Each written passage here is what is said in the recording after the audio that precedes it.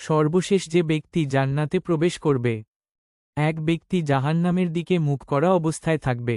তখন সে বলবে, হে আমার প্রভু, জাহান্নামের গরম বায়ু আমাকে শেষ করে দিল, আমার চেহারাটা আপনি জাহান্নাম থেকে অন্যদিকে ফিরিয়ে দিন। সে এভাবে আল্লাহ তাআলার কাছে বারবার প্রার্থনা করতে থাকবে।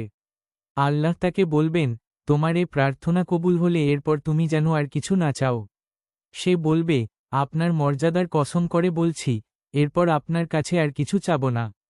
তখন জাহান্নামের দিক থেকে তার চেহারা ফিরিয়ে দেওয়া হবে। তারপর সে আবার বলতে শুরু করবে, হে আমার প্রভু, আমাকে একটু জান্নাতের দরজার নিকটবর্তী করে দেন। আল্লাহ বলবেন, তুমি কি বলনি এরপর আর কিছু চাইবে না? ধিক হে মানব সন্তান, তুমি কোনো কথা রাখো না। কিন্তু এ ব্যক্তি প্রার্থনা করতে থাকবে।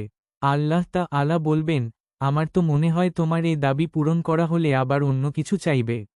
সে বলবে, আপনার মর্যাদার কসম করে বলছি, এরপর আপনার কাছে আর কিছু চাইব না। সে আর কিছু চাইবে না এ শর্তে আল্লাহ তাআলা তাকে জান্নাতের গেটের নিকটবর্তী করে দিবেন।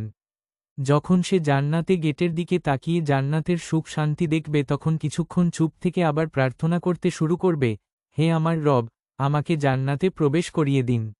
আল্লাহ বলবেন, তুমি কি বলনি এরপর আর কিছু চাইবে না?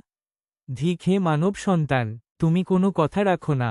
সে বলবে, হে আমার প্রভু, আমাকে আপনার সৃষ্টির মধ্যে সবচেয়ে দুর্ভাগা করে রাখবেন না।